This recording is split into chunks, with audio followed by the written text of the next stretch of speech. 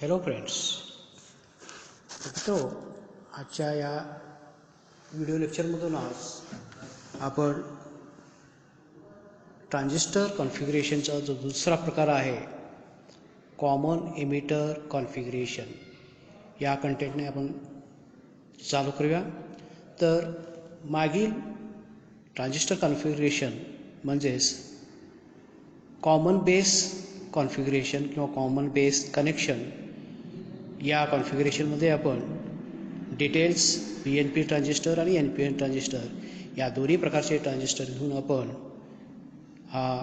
कशा पद्धतीने आपण कॉमन बेस मोडमध्ये किंवा कॉमन बेस कॉन्फिगरेशनमध्ये ट्रान्झिस्टरचा वापर आपण करू शकतो ह्याचं डिटेल्स आपण माहिती करून घेतलं. तर कॉमन बेस कॉन्फिगरेशन प्रमाणे थोडक्यात त्याचं करंट ॲम्प्लिफिकेशन फॅक्टर म्हणजे अल्फा याचा रिलेशन आपण माहिती करून घेतलं. त्याच्यानंतर अल्फाचा व्हॅल्यू हा कायमस्वरूपी युनिटीपेक्षा कमी असतो. ह्या गोष्टीसुद्धा आपल्याला लक्षात आलं की ज्या कारणामुळं एक गोष्ट आपल्याला ह्या ठिकाणी लक्षात येतो, जेव्हा तुम्ही ट्रान्झिस्टर कॉमन बेस कॉन्फिगरेशनमध्ये वापर करता तर अशा वेळेला या ट्रान्झिस्टरचा जो काय करंट गेन असणार आहे तो आपल्याला खूपच कमी प्रमाणामध्ये आपल्याला मिळणार आहे, की ज्या कारणामुळं थोडक्यात आपण ॲम्प्लिफिकेशन हा जो काय पर्पज आहे त्या पर्पजसाठी आपल्याला कॉमन बेस जो कॉन्फिगरेशन आपल्याला वापर करून हे चालणार नाही आहे. तर सोबत जेव्हा आपण या कॉन्फिगरेशनमध्ये ट्रान्झिस्टर जोडून त्या ट्रान्झिस्टरचा आपण इनपुट आणि आउटपुट कॅरेक्टरिस्टिक्स ह्यासुद्धा गोष्टी आपण स्टडी केलं.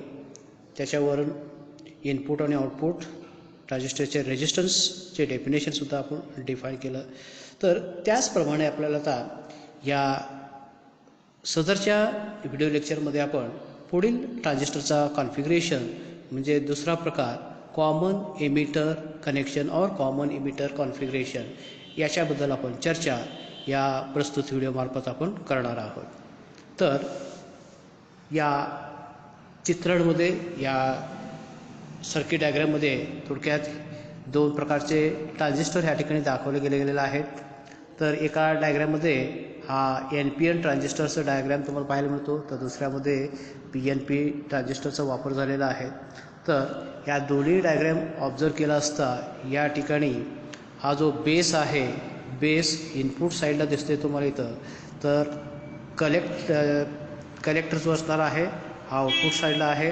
तर हा जो काही इमिटर असणार आहे तो इमिटर मात्र इनपुट आणि आउटपुट अशा ह्या दोन्ही बाजूला मात्र तुम्हाला इथं कॉमन दिसणार आहे. It means in this type of configuration, that is in common emitter configuration, emitter terminal is common to both input side and output side.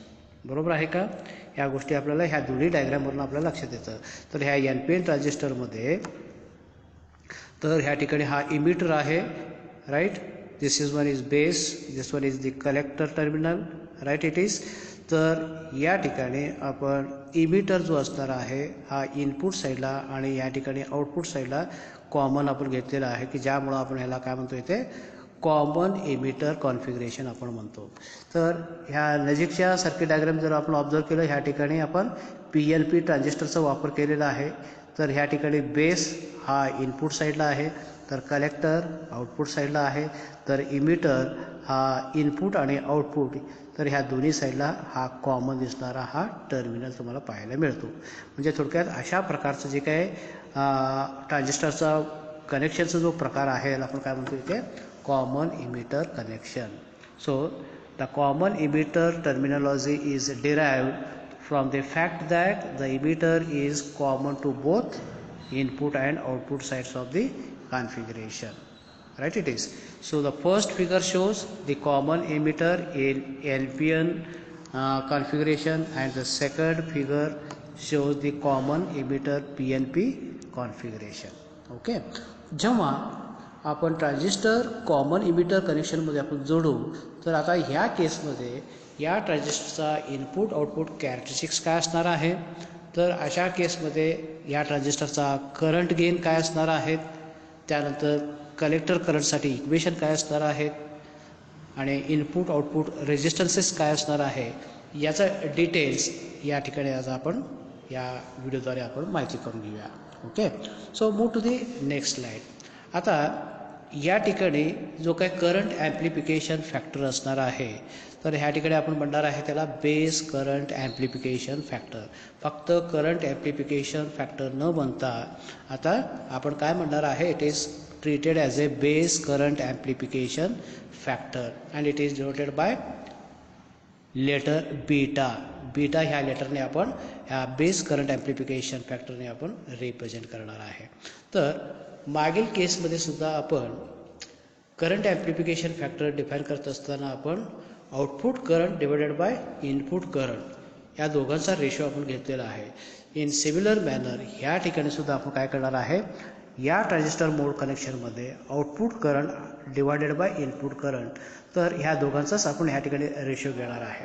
तर मित्रहो, या ठिकाणी इनपुट जो करंट असणार आहे या कॉमन इमिटर कनेक्शनमध्ये इनपुट जो करंट असणार आहे हा IB आहे, म्हणजे बेस करंट आहे इनपुट करंट म्हणून. तर आउटपुट करंट म्हणून ह्या ठिकाणी कलेक्टर करंट आहे तो म्हणजे IC असणार आहे. म्हणजे आउटपुट करंट IC आहे तर इनपुट करंट IB आहे.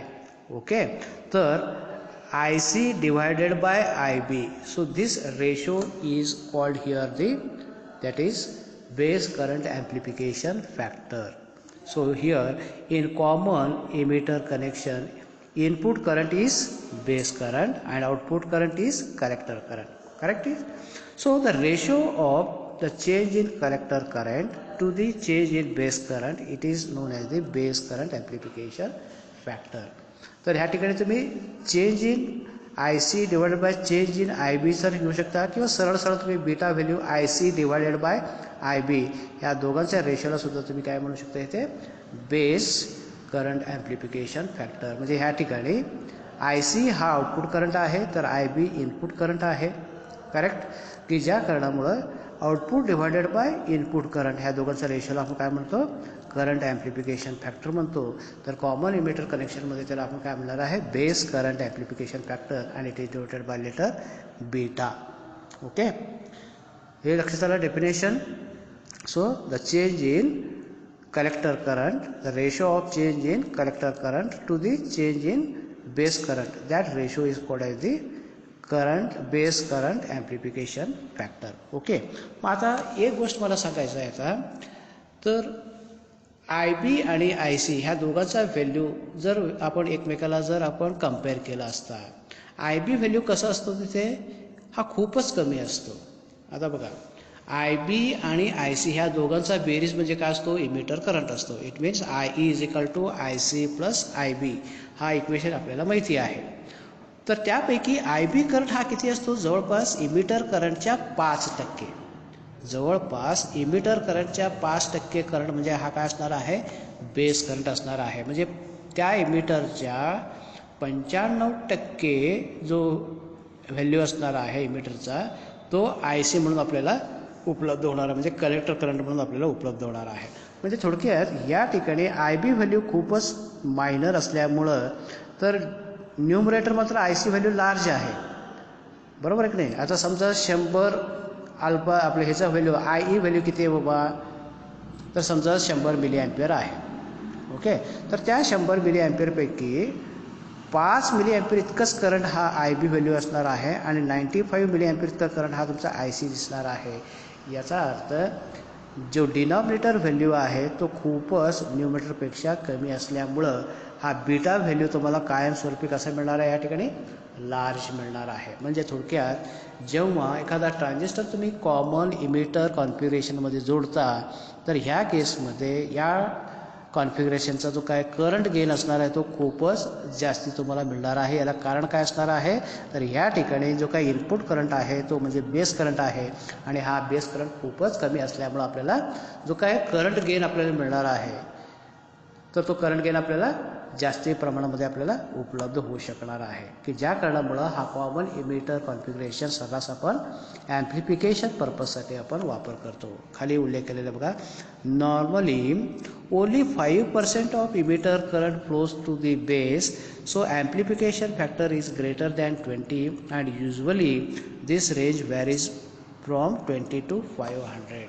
हा आय बी व्हॅल्यू फक्त इमिटर करंटच्या 5% इतकंच असल्यामुळं हा जो डिनॉमिनेटर पार्ट आहे तो खूपच काय आहे, स्मॉल आहे compared to that numerator I C व्हॅल्यूपेक्षा.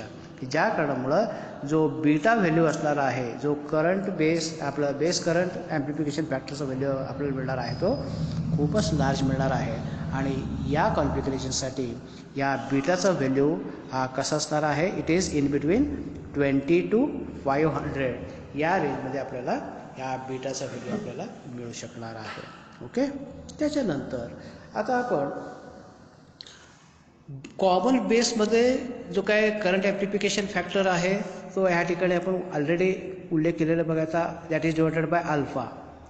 Common बेसमध्ये जो करंट ॲम्प्लिफिकेशन फॅक्टर आहे तो म्हणजे अल्फा, आणि तो कशाचा रेशो असणार आहे, it is the ratio of collector current to the emitter current. म्हणजे I C divided by I E ह्या रेशोला आपण काय म्हणतो, अल्फा म्हणतो. तर आता कॉमन इमिटर कॉन्फिगरेशनमध्ये आउटपुट डिवायडेड बाय इनपुट म्हणजेच काय आहे, करंट ॲम्प्लिफिकेशन फॅक्टर आहे. आणि ह्या ठिकाणी कुठल्या दोन व्हॅल्यूज आपण रेशो घेणार आहे, that is I C divided by I B. म्हणजे बीटाचं व्हॅल्यू आहे I C divided by I B, तर अल्फाचं व्हॅल्यू आहे I C divided by I E. हे ऑलरेडी आपल्याला माहिती आहे. हा तुमचा करंट ॲम्प्लिफिकेशन फॅक्टर हा कॉमन इमिटरचा आहे. तर हा अल्फा म्हणजे काय असणार आहे, करंट ॲम्प्लिफिकेशन फॅक्टर आहे कुठला, कॉमन बेस कॉन्फिगरेशनमधला. ओके. आता पुढच्या इक्वेशनकडे आपण जाऊया. आता आय ईचं इक्वेशन म्हणजे काय असणार आहे, I is nothing but the summation of I B plus I C. ह्या बेस करंट आणि कलेक्टर करंट ह्या दोघांचे बेरीज म्हणजेच काय असतो, हा इमिटर करंट असणार आहे, हे आपल्याला माहिती आहे ऑलरेडी. ओके. मग ह्या इक्वेशनवरनं ह्याला आपण आता डेलच्या फॉर्ममध्ये आपण ह्या ठिकाणी ट्रीट केलेलं आहे. So del I E is equal to del I B plus del I C. Okay. त्याच्यानंतर आता आय बीसाठी व्हॅल्यू काय मिळेल बघा. आता I B as it is इथे पुटअप करा. So del I B is equal to हा जो काय डेल आय सी आहे तो इकडे लेफ्ट साईडला आणा. म्हणजे काय मिळेल आपल्याला, so del I E minus del I C. हा आय सी आपण काय केलं आहे, इकडं आणलेला आहे. म्हणजे काय इक्वेशन मिळालं आपल्याला, so del I B is equal to del I E minus del I C. हा इक्वेशन आपल्याला मिळालं. ओके. म्हणजे डेल आय बीचा व्हॅल्यू आपल्याला मिळाला, बीटामधला डेल आय बीचा व्हॅल्यू आपल्याला काय मिळालं, that is nothing but del I E minus del I C. Okay. आता बीटाचं इक्वेशन काय आहे बघायचं, beta is equal to del I C divided by del I B आहे. So beta is equal to del I C divide by del I B म्हणजे काय आहे, it is nothing but del I E minus del I C. हा value इथं put up केला. म्हणजे I बीच्या ऐवजी आपण काय लिहिलं इथं, ह्या आय बीच्या ऐवजी आपण हा व्हॅल्यू आपण इथं पुटअप केला. ओके. आता पुढं काय केलं बघा. आता so beta is equal to, तर आता न्यूमरेटर आणि डिनॉमिनेटरला आपण कशाने डिवाइड करणार आहे, तर हा डेल आय ईने आपण डिवाइड करणार आहे. So by dividing numerator and denominator, by dividing numerator and denominator by del I E काय मिळेल आपल्याला इक्वेशन. आता बघा आता, so del I C divided by del I divided by, इथं काय आता खाली तुमचं आता del I E divided by del आहे minus del I C divided by del आहे. म्हणजे थोडक्यात न्यूमरेटर आणि डिनॉमिनेटरला आपण डेल आय ई ह्या व्हॅल्यूने आपण डिवाइड केल्यानंतर हा स्टेप तुम्हाला मिळाला. मग आता del I C divided by del I E म्हणजेच काय आहे, del I C divided by del I E म्हणजे काय आहे, अल्फा आहे. म्हणजे ह्या रेशोबद्दल आपण अल्फा ठेवलं इथं डिवायडेड बाय. मग पुढं काय तर del I E divided by del I म्हणजे काय मिळालं तुम्हाला, 1 मिळालं मायनस पुन्हा del I C divided by del I E म्हणजेच काय आहे, अगेन इट इज अल्फा. म्हणजे थोडक्यात alpha divided by 1 minus alpha या प्रकारचा इक्वेशन आपल्याला ह्या ठिकाणी बीटासाठी आपल्याला मिळतो. म्हणजे थोडक्यात कधी कधी परीक्षेला तुम्हाला हा derive the relation between beta and gamma for common emitter configuration हा 4 मार्कासाठी कधी कधी तुम्हाला प्रश्न विचारला जातं. तर त्यावेळेला आपल्याला ह्या बीटासाठी हा रिलेशन आपल्याला डिराइव करायचा, that is beta is equal to alpha divided by 1 minus alpha. लक्षात आलं. ओके. मग आता मला एक गोष्ट सांगायचं, हा बीटा म्हणजेच काय आहे, it is nothing but the current amplification factor. बरोबर आहे, कॉमन इमिटरमधला करंट ॲम्प्लिफिकेशन फॅक्टर आहे. मग जर समजा अल्फा व्हॅल्यू कायमस्वरूपी कसं असतं म्हणून आपण माहिती करून घेतलेलं आहे, it is always less than 1 or it is near to unity. समजा अल्फा व्हॅल्यू हा 1ला गेलेला आहे, मग अशा वेळेला बीटा व्हॅल्यू कुठं जाईल बघा. आता अल्फा व्हॅल्यू 1 आहे याचा अर्थ 1 divided by 1 minus 1. Alpha value किती आहे 1, म्हणजे 1 डिवायडेड बाय 0 जर उत्तर. It means when the alpha reaches to 1 the beta value reaches to infinite. 1 divided by 0 म्हणजे किती, इन्फायनाईट व्हॅल्यू. याचा अर्थ ह्या गोष्टी लक्षात येतं आपल्याला. तर ह्या कॉन्फिगरेशनमध्ये जो काय करंट ॲम्प्लिफिकेशन फॅक्टर आहे तो खूपच जास्ती असल्यामुळं आपल्याला बऱ्यापैकी आपल्याला ॲम्प्लिफिकेशन करून आपल्याला या कॉन्फिगरेशनमध्ये आपल्याला मिळू शकतो. म्हणून सर्रास आपण हा जो काय कॉन्फिगरेशनचा जो प्रकार आहे खास करून ॲम्प्लिफिकेशन ह्या ॲप्लिकेशनसाठी आपण वापर करतो. ओके. त्याच्यानंतर एक्सप्रेशन फॉर कलेक्टर करंट हा काय तुम्हाला परीक्षेला विचारला जाणार नाही आहे, तरी ह्या ठिकाणी थोडंसं आपण ऑब्झर्व करूया. ऑलरेडी आपण हा इक्वेशन आपण कॉमन बेससाठी आपण उल्लेख केलेला आहे. I C is equal to alpha I E plus I C B O. हा इक्वेशन ऑलरेडी आपण ट्रीट केलेला आहे, तोच इक्वेशन पुन्हा या ठिकाणी आपण वापर केलेला आहे. तर आता आय ई म्हणजेच काय असणार आहे, it is nothing but I B plus I C. Correct. So is equal to I B as it is आपण पुटअप केलं. आय सी म्हणजेच काय आहे, हा व्हॅल्यू आहे, तो व्हॅल्यू ह्या ठिकाणी पुटअप केलं, that is alpha I E plus I C B O. Right it is.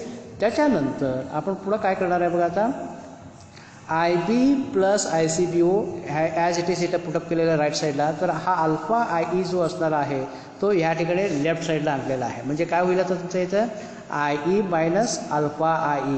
मग त्यातला आय ई हा काय निघेल, आता कॉमन निघेल. तर ब्रॅकेटमध्ये काय राहणार आहे तुमचं इथे 1 मायनस अल्फा राहणार आहे.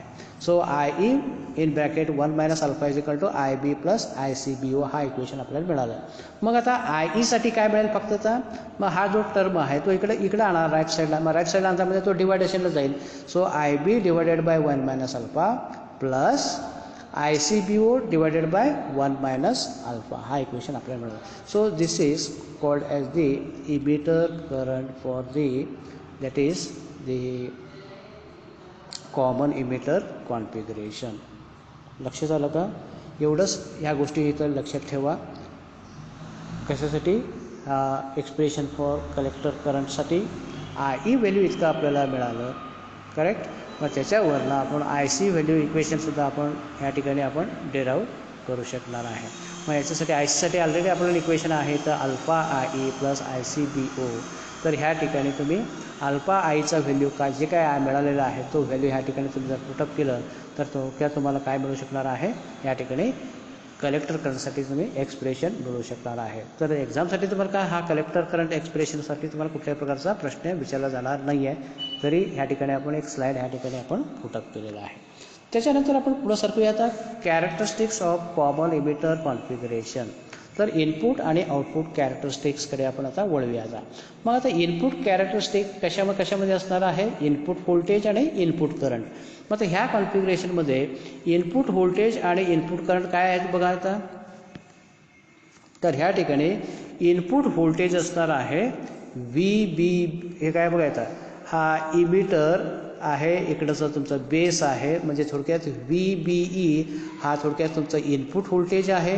तर आय बी हा इनपुट करंट आहे. म्हणजे आय बी आणि व्ही बी ईच्या मध्ये आपल्याला काय मिळणार आहे, इनपुट कॅरेक्टरिस्टिक्स डायग्राम मिळणार आहे. तर तसंच आउटपुट कॅरेक्टरिस्टिक्स हा काय असणार आहे बघायचं तुमचं व्ही सी ई. हा व्ही सी सी तर लिहा किंवा व्ही सी ई आणि आय सी ह्या दोघांमध्ये म्हणजे आय सी करंट आणि व्ही सी ईच्या मध्ये थोडक्यात तुम्हाला आउटपुट कॅरेक्टरिस्टिक्स तुम्हाला मिळू शकणार आहे. तर याच गोष्टी आपण ह्या ठिकाणी क्लिअर करून घ्या इनपुट आणि आउटपुट कॅरेक्टरिस्टिक्स डायग्राममध्ये. So input characteristics, so V B E versus I B characteristics is called as the input characteristics. So the graph in between VBE and that is input current IB. So that characteristics diagram it is called as the input characteristics diagram. तर ह्या ठिकाणी सुद्धा जसं normal डायोडसाठी आपल्याला characteristics diagram आपल्याला मिळणार आहे, तसंच हा कॅरेक्टरिस्टिक्स डायग्राम आपल्याला या इनपुट कॅरेक्टरिस्टिक्ससाठी आपल्याला मिळणार आहे. मग ह्या ठिकाणी आपण 3 कर्व ह्या ठिकाणी दाखवले गेलेले आहे. याचा अर्थ काय असणार आहे, त्या ठिकाणी आता इनपुट कॅरेक्टरिस्टिक्स आपण ड्रॉ करत असताना जो आउटपुट व्होल्टेज आहे, जो VCE व्हॅल्यू आहे, तो VCE व्हॅल्यू आपण काय करणार आहे, या ठिकाणी कॉन्स्टंट ठेवणार आहे. म्हणजे वेगवेगळ्या VCE व्हॅल्यूला म्हणजे एकदा 1 व्होल्ट वापर केलेला आहे आपण, एकदा 10 व्होल्ट ठेवलेला आहे, एकदा 20 व्होल्ट, अशा वेगवेगळ्या आउटपुट VCE व्हॅल्यूसाठी आपण वेगवेगळ्या इनपुट जो काय कॅरेक्टरिस्टिक्स कर्व आहे ह्या ठिकाणी दाखवलं गेलेला आहे.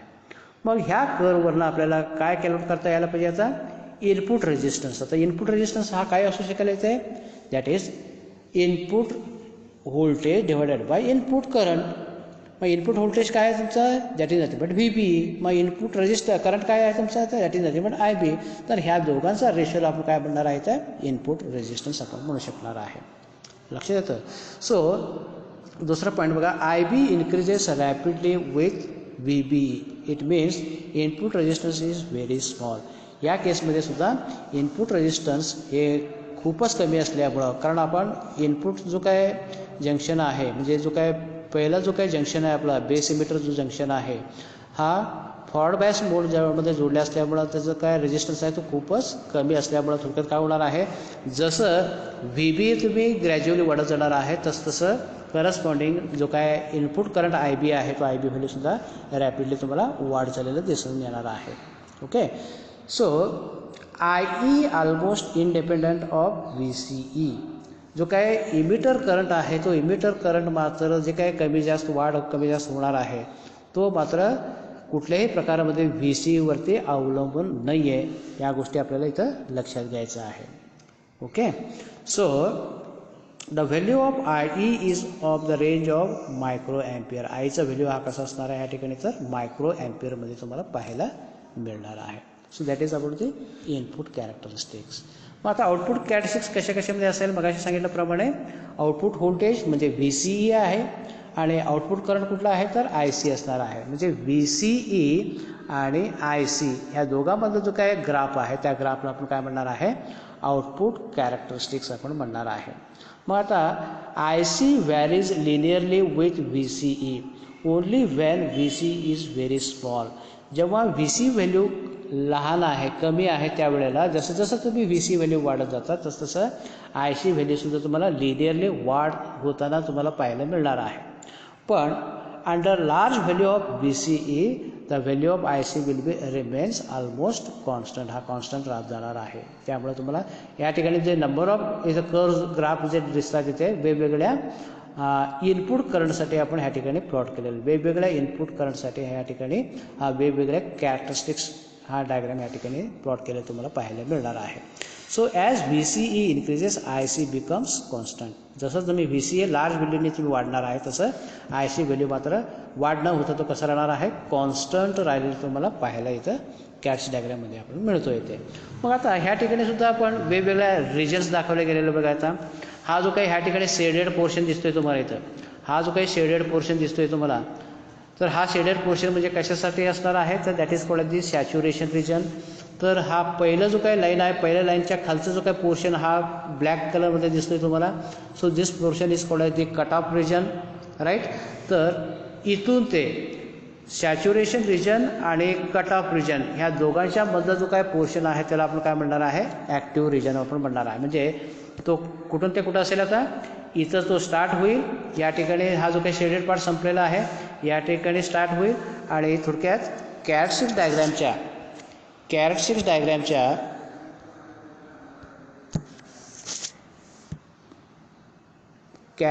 डायग्रामचा जो काय हा एंड पॉईंट तुम्हाला इथे दिसतो, तर एंड पॉईंट म्हणजे ह्या पॉईंटमध्ये आणि इथून ते इथपर्यंत हा जो रिजन दिसतो तुम्हाला हा ॲक्टिव्ह रिजन तुम्हाला दिसणार आहे. तर एक्झाममध्ये तुम्हाला हे सर्व विचारलं जातं, show the output characteristics for common emitter configuration by showing the saturation region, cut off region and active region. तर ह्या ठिकाणी हा सॅच्युरेशन रिजन आहे ह्या ट्रान्झिस्टर कॉन्फिगरेशनचा. हा खालचा जो काय पहिल्या लाईनच्या खालचा जो काय पार्ट आहे एक्स ॲक्सिसला लागून असलेला हा जो काही शेडेड पार्ट दाखवला गेलेला आहे तो म्हणजे थोडक्यात कट ऑफ रिजन आहे. त्या ठिकाणी हा तुमचा ट्रान्झिस्टर ऑफ स्टेटमध्ये असणार आहे, तर ह्या स्टेटमध्ये ऑन स्टेटमध्ये असणार आहे. तर इथून ते इथपर्यंत हा जो काही लेवल आहे, हा लेवलमध्ये मात्र हा ट्रान्झिस्टर ॲक्टिव्ह मोडमध्ये तुम्हाला पाहायला मिळणार आहे. आलं लक्षात? So this is all about your common emitter configuration. मग ह्या केसमध्ये इनपुट रेजिस्टन्स आणि आउटपुट रेजिस्टन्सचे डेफिनेशन काय असतील इथे? इनपुट रेजिस्टन्ससाठी आपण काय करणार आहे? R = V/I. हा ओम्स लॉ प्रमाणे V कुठला आहे? Input voltage. I कुठला आहे? Input current. म्हणजे इनपुट रेजिस्टन्ससाठी आपल्याला input voltage divided by input करंटच्या व्हॅल्यूज आपल्याला पाहिजे. मग इनपुट व्होल्टेज कुठला आहे? तर VBE आहे. तर इनपुट करंट कुठला आहे? तर बेस करंट आहे, म्हणजे IB आहे. So the ratio of VBE to the IE, that is IB, it is called as the input resistance, or the ratio of the change in base emitter voltage to the change in base current, that ratio it is called as the input resistance. हा input resistance ह्या ठिकाणी आपण define केलेला आहे. The ratio of change in emitter base voltage to the change in base current is called as the input resistance. So similarly output resistance कसं define करणार आहे? Output resistance आपल्याला कॅल्क्युलेट करण्यासाठी आपल्याला आउटपुट व्होल्टेज आणि output current पाहिजे. मग output voltage कुठला आहे तुमच्या इथं? VCE आहे. तर आउटपुट करंट कुठला आहे? तर IC आहे. So the ratio of VCE to the IC, so that ratio is called as the output resistance. मग डेफिनेशन आपण डिफाइन करत असताना the ratio of change in collector emitter voltage to the change in collector current, so that ratio is called as the output resistance. तर ह्या फॉर्म्युलाप्रमाणे तुम्ही input आणि output resistance व्हॅल्यूसुद्धा तुम्ही easily find out करू शकता. लक्षात आलं का? म्हणजे थोडक्यात या कॉमन इमिटर कॉन्फिगरेशनमध्ये आपल्याला कोणत्या गोष्टी आपल्या लक्षात आलं? तर या कॉन्फिगरेशनमध्ये इमिटर टर्मिनल हा इनपुट आणि आउटपुट ह्या दोन्ही साईडला आपण काय ठेवणार आहे? कॉमन ठेवणार आहे. जेव्हा एखादा ट्रान्झिस्टर हा कॉमन इमिटर कॉन्फिगरेशनमध्ये तुम्ही जोडता, तर ह्या केसमध्ये मिळणारा जो काय करंट गेन आहे त्याला आपण म्हणणार आहे बेस करंट ॲम्प्लिफिकेशन फॅक्टर आपण म्हणणार आहे. And it is denoted by letter beta. आणि हा जो बीटा व्हॅल्यू असणार आहे कॉमन इमिटरसाठी हा कायमस्वरूपी लार्ज व्हॅल्यूमध्ये असल्यामुळं आपण शक्यतो हा कॉमन इमिटर कॉन्फिगरेशन आपण ट्रान्झिस्टर ॲज ए ॲम्प्लिफायर म्हणून आपण शक्यतो आपण वापर करणार. म्हणजे ॲम्प्लिफिकेशन ॲप्लिकेशनसाठी आपल्याला हा कॉन्फिगरेशन आपल्याला उपयोगी पडणार आहे. कारण काय? तर ह्या ठिकाणी जो बीटाचा जो व्हॅल्यू आहे तो कसा असणार आहे? हाय आहे. It is in between 20 to 500 ह्या रेंजमध्ये आपल्याला बीटा व्हॅल्यू मिळत असल्यामुळे आपल्याला जो काय ॲम्प्लिफिकेशनचा जो काय पार्ट असणार आहे तो आपल्याला लार्ज करून आपल्याला मिळू शकणार आहे. म्हणून हा जो काय कॉन्फिगरेशन आहे शक्यतो आपण ॲम्प्लिफिकेशन पर्पजसाठी आपण यूज करणार आहे. हा एक महत्त्वाचा एक गोष्ट आपल्याला ह्या कॉन्फिगरेशनबद्दल आपलं लक्षात येतं. त्याच्यानंतर इनपुट आणि आउटपुट कॅरेक्टरिस्टिक्स डायग्राम आपण प्लॉट केलं, राईट इट इज. त्याच्यानंतर आउटपुट कॅरेक्टरिस्टिक्स डायग्राममध्ये आपण 3 वेगवेगळ्या रिजन्स आपण रिप्रेझेंट केलेला आहे. त्यापैकी एक आहे सॅच्युरेशन रिजन, तर दुसरा आहे कट ऑफ रिजन, तर तिसरा असणार आहे ॲक्टिव्ह रिजन. अशा हे तिन्ही रिजन्स दाखवण्यासाठी सुद्धा परीक्षेला तुम्हाला क्वेश्चन्स हे विचारलं जाणार आहे. लक्षात आलं? त्याच्यानंतर अल्फा आणि बीटामधला जो काही रिलेशन आहे ते रिलेशनसुद्धा आपण या ठिकाणी आपण डिराईव्ह केलं. तो रिलेशन काय लक्षात आलं आपल्याला? That is the ratio is beta is equal to alpha divided by 1 - alpha. हा महत्त्वाचा रेशो आहे. हा 4 मार्कासाठी तुम्हाला कधी कधी विचारलं जातं. Derive the relation between beta and alpha for a common emitter configuration. त्याच्यावेळेला हा रिलेशन तुम्हाला लिहिता यायला पाहिजे. त्यानंतर हा ग्राफ इनपुट कॅरेक्टरिस्टिक्सचा डायग्रॅम आणि आउटपुट कॅरेक्टरिस्टिक्स डायग्रॅम आपल्याला हा प्लॉट करता यायला पाहिजे. नोट्समध्ये ह्या सगळ्या ग्राफ्स ड्रॉ केलेला आहे. सर्व प्रकारचे रिजनसुद्धा त्या ठिकाणी सुद्धा ड्रॉ केलेला आहे. भले ह्या ठिकाणी जर तुमचा इमेज जर क्लिअर दिसत नसलं तरी थोडक्यात तुमच्या नोट्समध्ये हे सर्व क्लिअर कट इमेजेस आहेत. त्या इमेजेसप्रमाणे आपल्याला ग्राफ हा परीक्षेमध्ये आपल्याला ड्रॉ करता यायला पाहिजे. Okay. So this is all about your common emitter configuration. तर पुढील व्हिडिओ लेक्चरमध्ये आपण कोणत्या गोष्टी आपण पाहणार आहोत? तर शेवटचा राहिलेला जो काय कॉन्फिगरेशन आहे तो म्हणजे कॉमन कलेक्टर कॉन्फिगरेशन. या कंटेंटने आपण चालू करूया. So till we stop here now. Thank you.